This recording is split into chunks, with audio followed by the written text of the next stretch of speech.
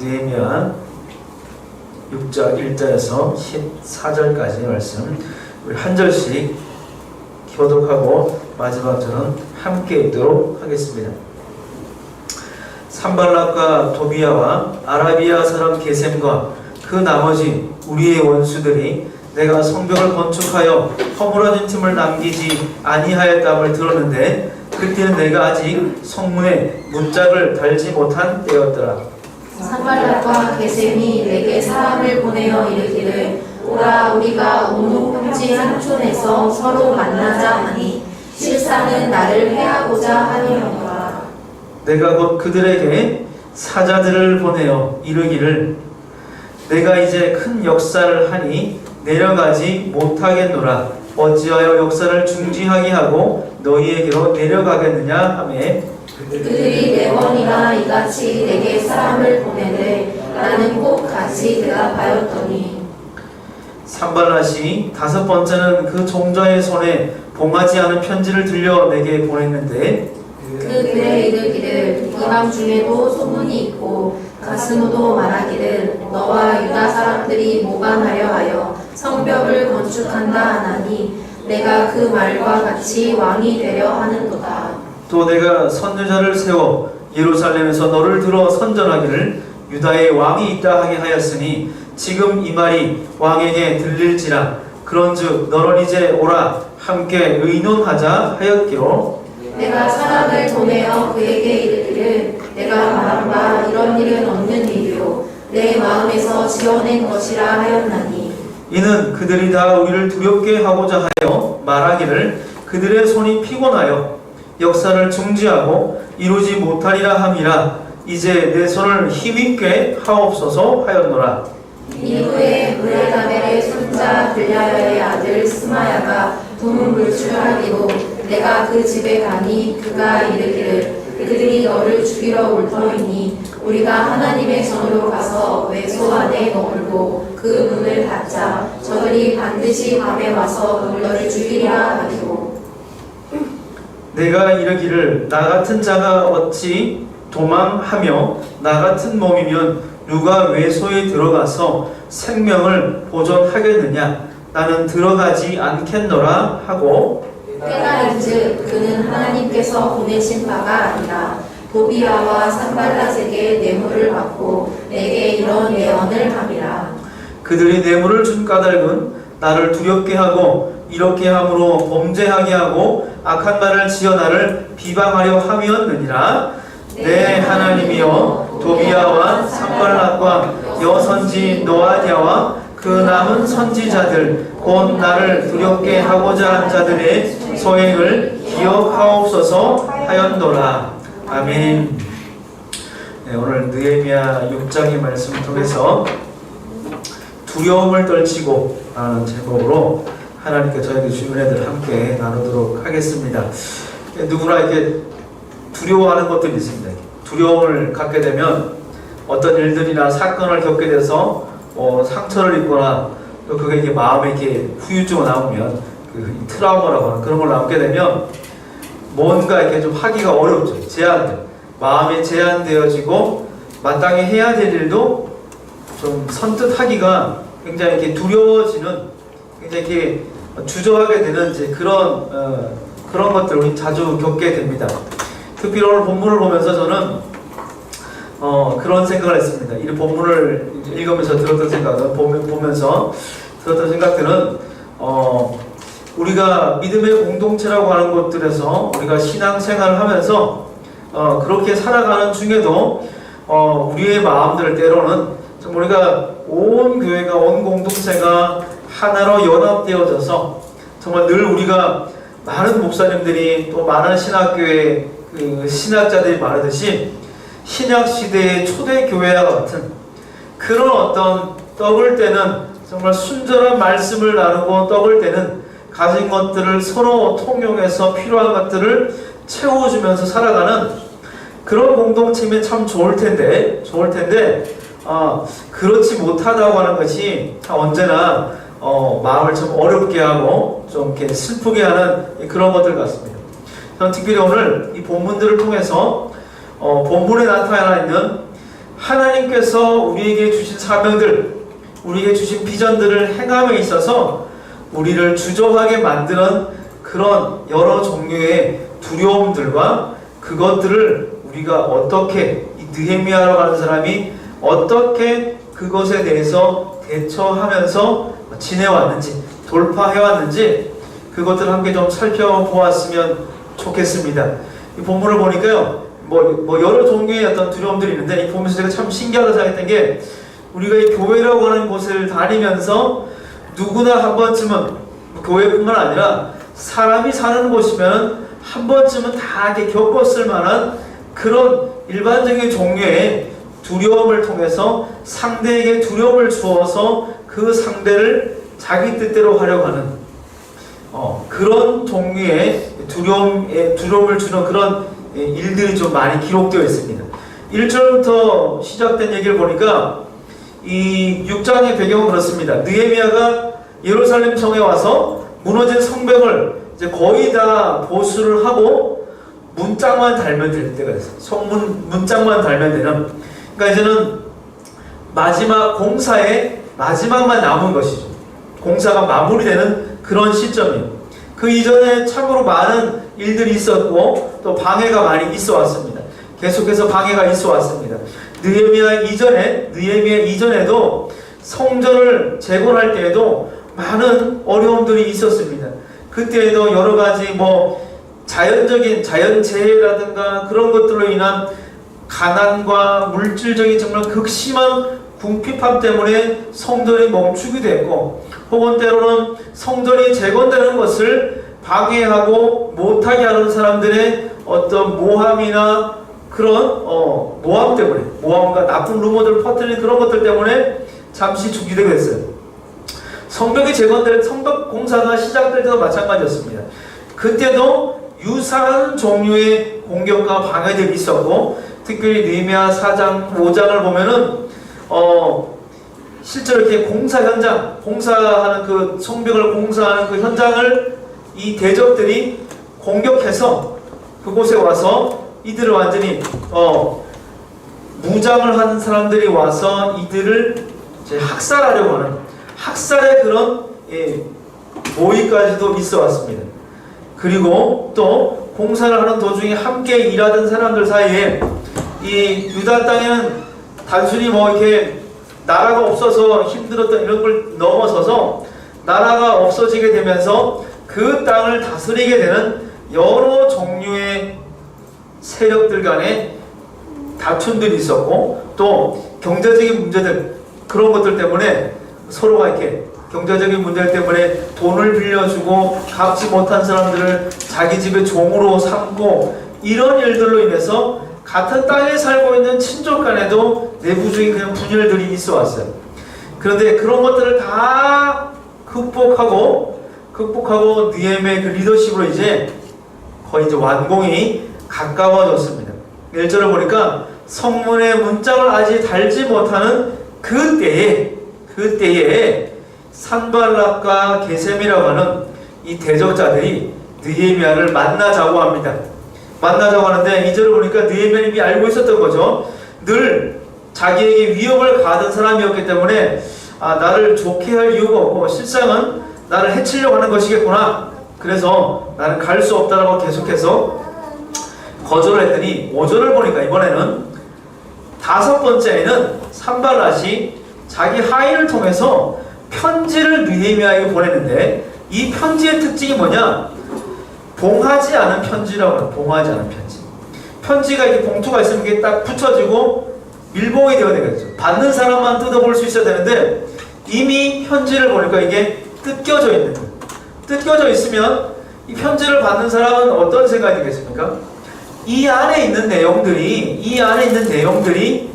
모든 사람들이 누군가에게 퍼져서 사람의 입을 통해서 이 안에 있는 내용들이 모두 다 퍼졌을 것이라고 하는 그런 생각들을 할 수밖에 없게 되겠죠. 그러면서 이 봉하지 않은 편지를 보내면서 말하기를, 그 편지 안에 뭐라고 적혀 있었냐면, 봉하지 않은 편지의 내용이 뭐냐 하면은 6절과 7절의 내용이에요. 느헤미야에 관해서 사람들이 말하기를, 내가 너에 대해서 사람들이 말하는 소문을 들었는데 그걸 내가 다 들어보니까 이런 내용이야. 이런 내용. 그게 6절의 내용이 뭐냐? 너와 유다 사람들이 모발을 하기 위해서, 페르시아 제국에 모발을 하기 위해서 발랄을 꾀해서 성벽을 건축하려고 한다는 소문이 있는데, 그 말을 들어보고 내가 네가 하는 일들을 살펴보니까 네가 정말 왕이 되려고 하는 것 같아. 모발을 하려고 하는 것 같아. 그리고 심지어 7절을 보니 네가 선지자를 세워서 예루살렘에서 너를 들어 선전하기를 유다의 왕이 있다 하게 하였다라고 느헤미야가 어떤 선지자를 세워서 그렇게 사람들에게 선전했다고 하는 것이죠. 이 선지자 얘기가 왜 나왔냐면은 신명기 17장을 보면은 왕이 세워지는 왕의 합당한 왕의 조건에 관해서 몇 가지가 있는데, 그 첫 번째가 하나님의 인정을 받은 사람, 하나님의 인정을 받은, 하나님으로부터 택함을 받은 사람, 그리고 많은 사람들에게, 모든 백성들에게 의해서 추대된 사람들, 그리고 늘 말씀과 그런 것들을 가까이 하는 사람들, 뭐 그런 종류들이 있습니다. 그러니까 이 선지자를 세워서 유다의 왕이 새롭게 세워졌다라고 이야기했다고 하는 것은 유다 사람들이 듣기에 정말 우리가 그토록 오랫동안 기다려왔던 유다 왕국에 다윗 왕조가 다시 재건되겠구나. 그리고 그 조건에 정말 하나님의 말씀에, 그 신명기 말씀대로 그 조건에 딱 합당한 사람이 세워졌구나. 이렇게 뒤에서 선전을 느헤미야가 했다고 하는 것이죠. 이런 말들을 이제 퍼뜨리는 거죠. 내가 너에 대해서 소문을 들어보니까 이런 일들이, 네가 지금 하는 일들이, 그동안 해왔던 모든 일들이 다 그런 의도에서 네가 그렇게 했다고 하던데 그런 소문이 지금 사람들 사이에 있어. 그렇게 편지를 보낸 거예요. 근데 그 편지가 어떻다고요? 뜯겨져 있는 채로 왔다. 뜯겨져 있는 채로. 그러니 그것을 받는 사람은 이미 그 안에 그가 말하는 그 소문의 내용이 많은 사람들에게 퍼졌을 것이라고 걱정할 수밖에 없겠죠. 그러니까 이게 소문에 가는 것들, 사실과 사실이 아닌 것들을 막 섞어서 그 사실과 관계없는 어떤 그런 자기들만의 왜곡된 판단과 가치를 그곳에 해석을 얹어가지고 소문을 이렇게 막 내는 것이죠. 사실 우리 공동체 안에서 혹은 사람과의 관계에서 이런 경험들을 한 번쯤 한 적이 있죠. 사람과의 관계에서 혹은 어떤 그런 모임이나 그룹들 가운데서 나에 대해서 나는 전혀 생각지도 못했고 기억지도 못하는 어떤 그런 작은 사건, 일들이 어느새 막 A라는 초기에 작은 요만한 사건에다가 B와 C와 D가 합쳐져서 전혀 내가 알지 못하는 어떤 또 다른 모습의 나에 관한 그런 이야기들이 막 돌아다니다가 결국 나한테 들어오게 될 때, 그렇게 될 때 여러분 기분은 어떠세요? 그런 말을 듣게 되면 굉장히 기분이 안 좋죠. 마음이 굉장히 안 좋아요. 마음이 좋지도 않을 뿐만 아니라 그런 이야기를 듣고 나면 일단 저는 그런 얘기를 들으면 이렇게 막 여기 이렇게 싸하다 그럴까? 이렇게 정말 이렇게 뜨거운 걸 이렇게 막 찌른 것처럼 그래요. 마음이 아프기도 하고 막 기분이 굉장히 안 좋습니다. 그래서 제가 그 청년 때는 그런 이야기 들으면 이런 이야기들의 희생양이 되고 대상이 되는 사람은 크게 두 가지 종류예요. 첫 번째는 저처럼 남 앞에 서는 사역자들에 관해서 그런 오해와 오해들이 쌓여서 또 다른 나의 모습이 이렇게 내가 전혀 알지 못하는 그런 나의 모습으로 사람들이 알고 있는 경우가 있고, 또 한 경우는 우리 공동체 안에 그런 사람은 많지는 않은데 제가 청년 때 경험한 건 그런 겁니다. 이렇게 혼자서 교회를 다닐 때, 청년이고 혼자서 교회를 다닐 때 가족들이 없어요. 가족들이 없으니 어떤 작은 실수나 오해들이 생기면 그것에 관해서 사람들이 이렇게 어쩌다 뭐 얘기를 하게 되면 사람들이 어떤 그 가십의 소재가 되면 그거 방어해줄 사람이 없는, 방어해줄 그런 사람이 없네요. 변호해줄 사람이 없어요. 그러면 내가 모르는 사이에 나는 그 사람들이 만들어낸 어떤 그런 이상한 모습에 아주 왜곡된 나로 많은 사람들이 나를 이렇게 알고 있는 그런 상황이 생기는 거죠. 그러니까 지금 이 사람들이 느헤미야에게 그런 편지를 보내서 말하고자 하는 것은 어떤 것이겠습니까? 그렇게 말하고자 하는 것은 느헤미야를 걱정해서가 아니라 걱정했다면 편지를 밀봉하지 않은 채로 보내지 않겠죠. 뜯겨진 채로 보내지 않겠죠. 그렇게 말하는 것은 뭐다? 두렵게 하고 겁나게 하는 것이죠.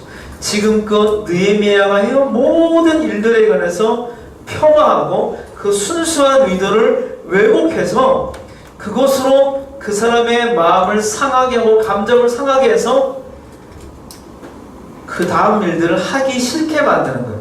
아, 내가 왜 이렇게까지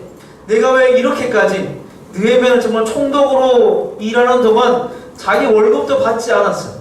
그것도 받지 않은 채로, 그리고 마땅히 받아야 했던 식사의 예전이나 이런 것들도 다 물리치고, 그리고 정말 밤낮으로 자기와 자기가 부리는 여러 부하들과 함께 무기를 들고 무장한 채로 그 현장에서 먹고 자고 하면서 이 일들을 해냈습니다.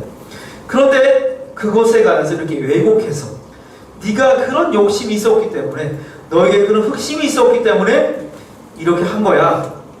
그런 말을 듣게 되면, 그런 말을 듣게 돼서 느헤미야의 반응, 이들이 기대한 느헤미야의 반응은 이제 그 마음이 정말 상해서 이 일을 더 이상 하지 않게 만들는, 이전에 성전이 재건되다가 한동안 오랜 시간 동안 중단되었다 했던 것처럼 이제 느헤미야도 그런 비슷한 과거의 실패의 사례를 따라가도록 이들이 유도하고 이끄는 것이죠.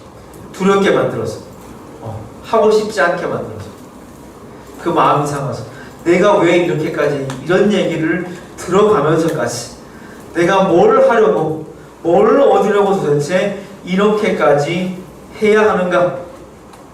이제 그런 마음이 들게 하는 것이죠. 잘못된, 왜곡된 소문들을 통해서. 자, 근데 어쨌든 느헤미야는 그것에 넘어가지 않고 그것은 거짓이다, 절대 그렇지 않다라고 단호하게 대처하고 나서는 이제 그들을 더 만나지 않습니다.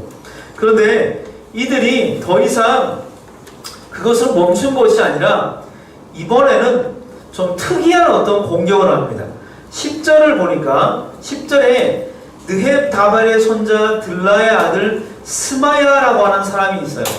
근데 그가 두문불출했대요. 아마 느헤미야하고 굉장히 친분이 있었던 것 같아요. 그러니까 집안에서 나오지도 않고 소식도 없고 연락도 안 되니까 걱정이 돼서 느헤미야가 그 집을 찾아가니까 하는 말이, 그가 이러기를 이렇게 얘기했다는 거예요. 그들, 그러니까 산발락과 도비야, 게셈 같은 그들이 느헤미야를 죽이러 올 것 같다, 죽이러 올 것이다. 그러니 우리가 하나님의 전으로 가서 외소 안에 머물고 그 문을 닫자, 이렇게 이야기했다고 하는 것이죠.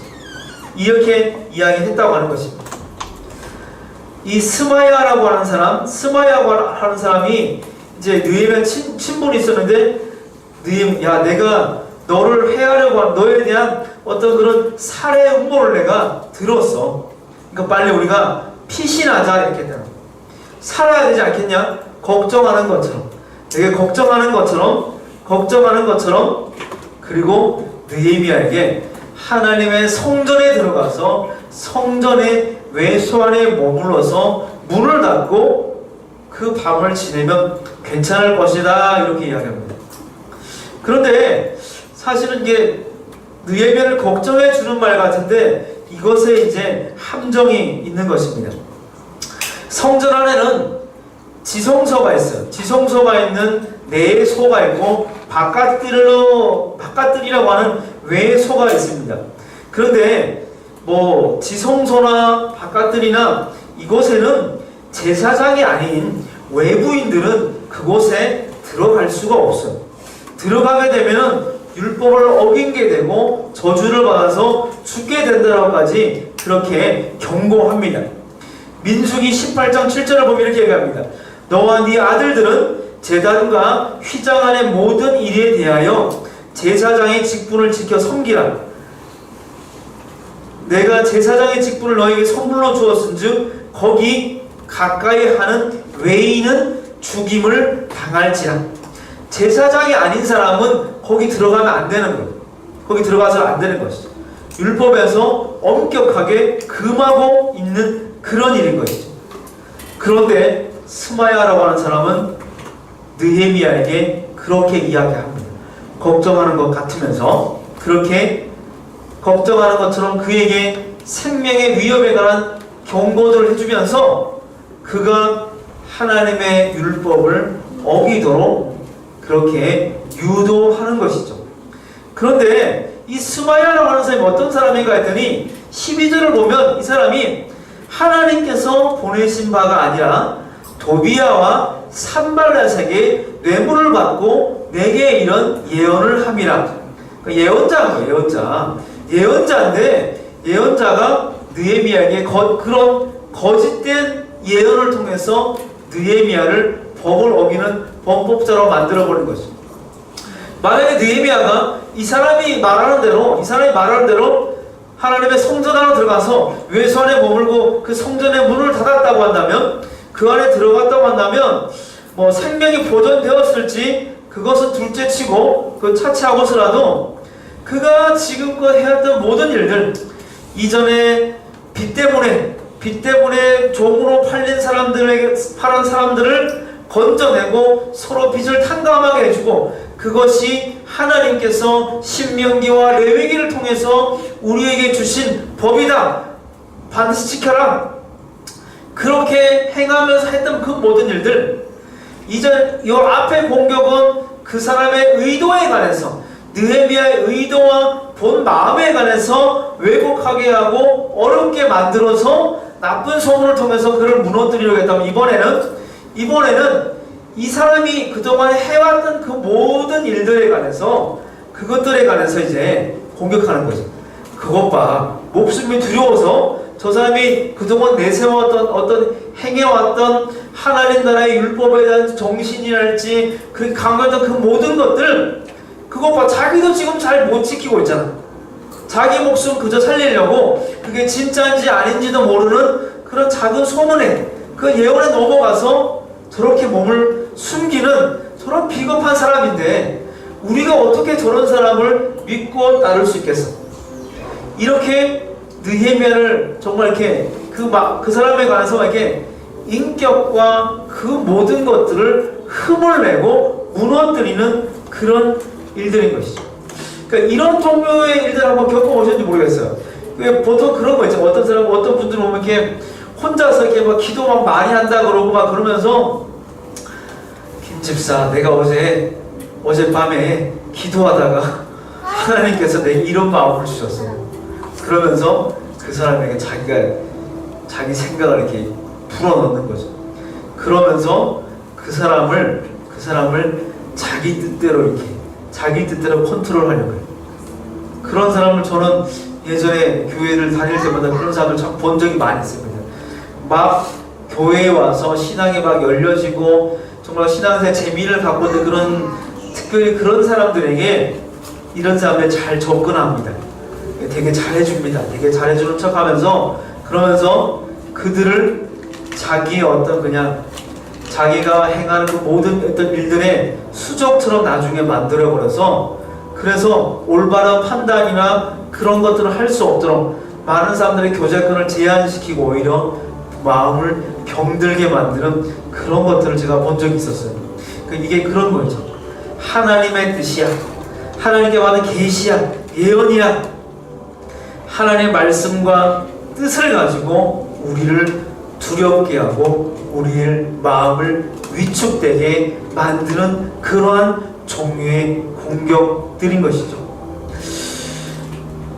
근데 사실은 뭐 사람들이 그렇잖아. 어떤 성경 구절을 인용해서 말하거나 뭐 논쟁이 벌어질 때나 그럴 때, 그러면 대부분 우리는 그 어떤 구절들의 그 말을 들으면 정말 어떤 때는 딱 맞는 것 같고, 그래서 어쩔 줄은 몰라 할 때가 있죠. 그런 사실은 그것은 뭐 정말 하나님의 뜻을 분별하고 그렇게 하나님의 뜻을 따랐다기보다는 우리 마음에 있는 어떤 연약함들, 그 연약함들 때문에 두려움에 우리 마음을 빼앗기고 우리의 영을 내어 맡기고 살아가는 것입니다. 우리가 하나님의 말씀을 들었다고 했을 때, 예언을 들었다, 뜻을 분별할 때는 제가 지난 시간에도 말씀드린 것처럼 하나님께서 어떤 분이신가, 하나님께서 어떤 분이신가에 대해서, 그리고 내가 지금 감당하고 있는 이 자리에서, 이곳에서 내가 행하고 있는 이 일들이 정말 하나님께서 내게 맡기신 사명인지 그렇지 않은지에 대한 분명한 분별과 확신이 먼저 있어야 되는 것이죠. 분명 이 성벽을 재건하는 일들, 이것은 하나님께서 느헤미야를 통해서 행하시기를 원하고 이루시기를 원하는 하나님의 분명한 뜻인 것이죠. 그런데 그런 일을 행하기를 원하시면서 하나님은 느헤미야가 이런 불법적인 것들을, 하나님의 율법을 어기고 불법적으로 행하도록 하나님은 결코 이끌지 않으실 분이라는 것이죠. 우리는 그런 하나님의 뜻을 이용한 공격, 그런 말들을 들을 때 참으로 그것이 하나님에게로부터 온 것인지 그렇지 않은지 우리는 분별할 수 있어야 하겠습니다. 그래서 요한일서 4장 1절 이렇게 이야기합니다. 사랑하는 자들아, 영을 다 믿지 말고 오직 영들이 하나님께 속하였나 분별하라. 많은 거짓 선지자가 세상에 나왔습니다. 우리는 우리에게 맡겨진 그 사명들을 또 하나님의 그 성품을, 그것에 기대어서 우리 그런 것들을 분별할 수 있어야 할 것 같습니다. 사도행전을 보면 사도 바울이 이제 예루살렘으로 올라가겠다고 하니까 수많은 선지자들이, 아고보 선지자 딸들 와서 사도 바울이 당하게 될 일, 그런 어려움들에 관해서 자기들이 본 것들, 들은 것들을 막 전달해 주죠. 뭐 손으로 몸으로 그 표현해가면서, 손에 그 결박된 그걸 행하면서 이런 일을 네가 당할 거야, 그러니까 너 가지마, 이렇게 이야기합니다. 그럴 때 사도 바울은 뭐라고 했습니까? 아, 그렇구나, 선지자가 저렇게 전달해 줬으니 그럼 가지 말아야지, 이렇게 했을까요? 그렇게 하지 않았죠. 나는 분명 그런 어려움이 있을 것을 나는 알고 있다. 그러나 그 너머에 계시는 그 어려움과 내가 당할 수많은 고난과 역경 이면에 그 뒤 너머에 계시는 하나님의 역사하심과 그것 가운데서, 그런 상황 가운데서 나를 통해서 하나님께서 행하실 일들에 관한, 복음 전파로 가는 그 사명에 관한 분명한 확신이 있기에, 하나님의 뜻에 관한, 자신을 통해서 하나님께서 이루시려고 하는 하나님의 뜻, 그 소명과 부르심에 대한 분명한 확신이 있기에, 그래, 그런 일을 겪을 수 있지, 네가 본 것이 틀리지 않고 하나님께서 너에게 보여준 것일 수 있지. 그러나 나는 그 너머에 계시는 하나님의 뜻을 발견했고, 그 너머에서, 그 가운데서 나를 통해서 역사하실 하나님의 일들, 그것을 나는 분명하게 확신해. 그런 확신을 갖고 그는 예루살렘으로 향하게 됩니다. 느헤미야도 마찬가지입니다. 첫 번째, 자신에 관한 나쁜 소문들, 정말 자신의 선한 의도들, 그것들을 곡해하고 왜곡해서 자신을 인신공격해서 정말 그 마음을 상하게 해서 이 일을 못하게 하려는 그런 공격들, 그것도 그는 이겨냅니다. 그리고 하나님의 뜻을 들었다라고 이야기하면서 거짓된 예언을 통해서 그가 앞으로 남은 일들을 마저 할 수 없도록 그런 상황으로 이끄는 그러한 공격에도 그는 단호하게 대처합니다. 11절을 보면 이렇게 얘기합니다. 내가 이르기를 나 같은 자가 어찌 도망하며 나 같은 몸이면 누가 외소에 들어가서 생명을 보존하겠느냐. 자, 이게 무슨 말이냐, 이렇게 생각하시면 되겠어요. 내가 어떻게, 나 같은 사람이 어떻게, 내가, 나 같은 자, 보통 이렇게 얘기하면 뭔가 자기를 비하하고, 아, 별 볼 일 없는 내가, 이런 느낌으로 이렇게 한글 번역을 왜 이렇게 했는지 모르겠지만 그런 느낌인데, 그게 아니라 사실은 내가 어떻게 그럴 수 있는가, 내가 이제껏 하나님의 이름으로 하나님께서 하나님의 도성에 성벽을 재건하고 하나님 나라를 회복하는 일에 앞장섰던 내가 하나님을 믿는다고 하면서, 하나님을 안다고 하면서 어떻게 하나님을 안다고 말하고 믿는다고 말하는 나 같은 사람이 어떻게 그렇게 행할 수 있겠는가? 어떻게 그 생명을 보존하기 위해서 그것 때문에 내가 외소에 들어가는 하나님의 법을 어기겠는가? 하나님의 일을 한다고 말하면서 내가 어떻게 법을 어기며 살아갈 수 있겠는가? 차라리 내가 그냥 죽고 말지. 정말 그런 일이 있다고 한다면 나는 그렇게 불법을 이용해서 도망쳐서 내 한 목숨 건지지 않고 차라리 그냥 죽을 거야. 이렇게 말하더란 거죠.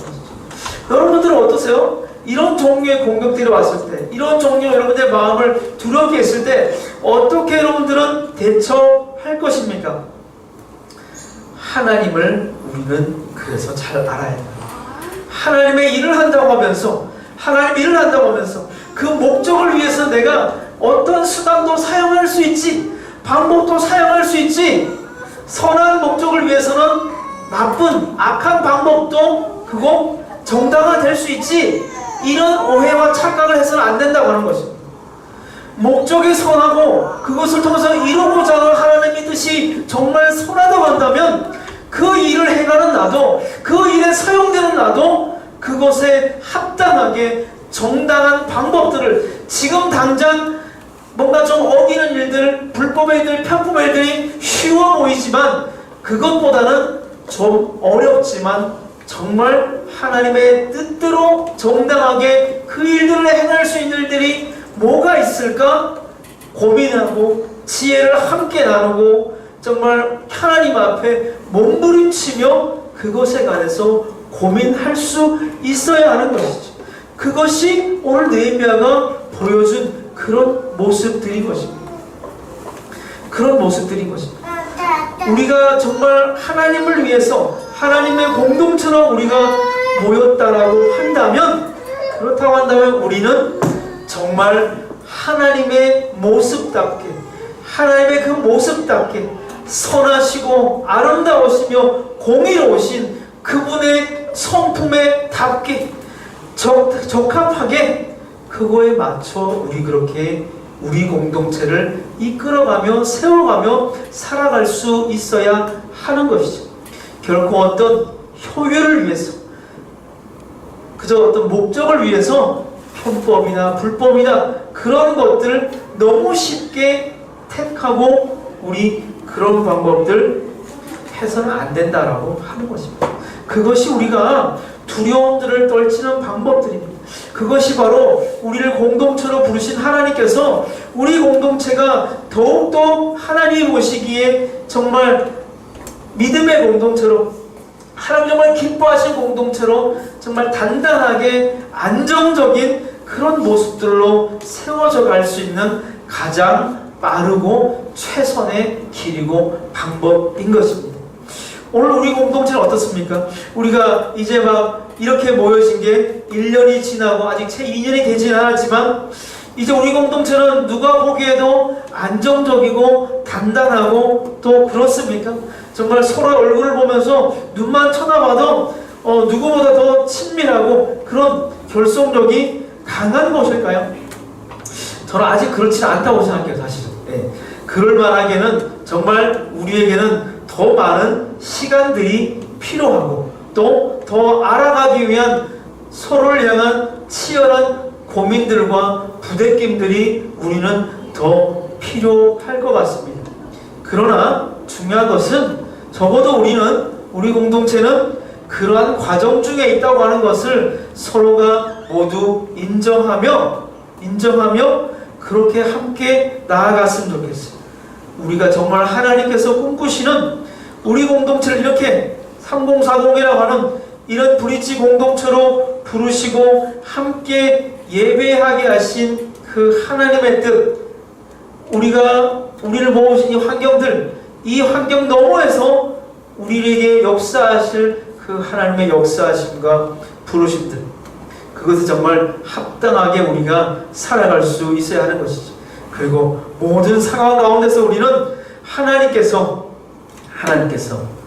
우리를 통해서 이루어 가실 그 공동체의 모습들, 가장 참 좋은 모습들, 우리가 생각하고 상상할 수 있는, 우리가 정말 상상하고 꿈꿀 수 있는 그런 가장 좋은 공동체의 모습들을 언젠가는 우리가 그곳으로 갈 것이고, 지금 우리가 이곳에서 우리가 정말 나이가 더 들어서 이곳을 떠나기 전에 그 혹시 경험하지 못할지라도 적어도 우리는 우리 다음의 사람들에게는 그런 과정으로 가는 길들을, 그 길들을 열어주고 닦아주는 그런 과정에 있는 사람들로 함께 꿈꾸면서 그것들을 우리가 세워나갈 수 있는 것이죠.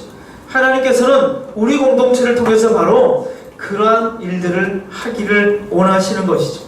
우리가 아직 뭔가 좀 연약한 것 같고 각자의 삶이 너무도 치열하고 힘겨워서 아이 돌보기도 힘들고 또 내 앞길 열어가기도 힘들어서 남을 돌볼 여유는 없지만, 지금 당장 정말 적극적으로 마음이 어려운 사람들 힘든 데 찾아가서 막 도와가면서 그렇게 하기가 지금 나는 좀 어렵지만, 그렇지만 적어도 그런 공동체에 대한 꿈을 우리 버리지 말았으면 좋겠다.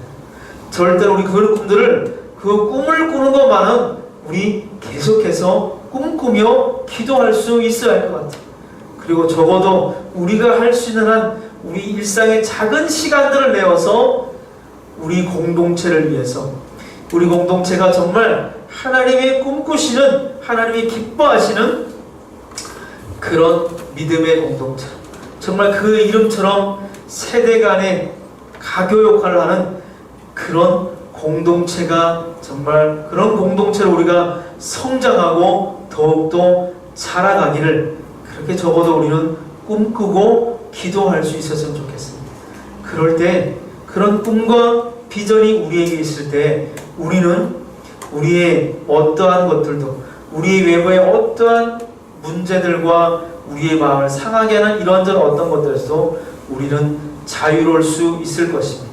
우리를 모으신 그분의 뜻을 바라보면서, 우리를 모으신 그분의 뜻을 생각하면서 우리가 함께 만들어갈 그 공동체의 모습을 꿈꾸면서 그렇게 기도하며 우리 하루하루 매일매일 그렇게 꿈꾸며 서로를 위해 기도하며 승리하며 살아갈 수 있기를 주님의 이름으로 축복하며 기도합니다. 이렇게 기도하겠습니다. 기도하실 때 하나님께서 오늘 말씀을 통해서 우리에게 주신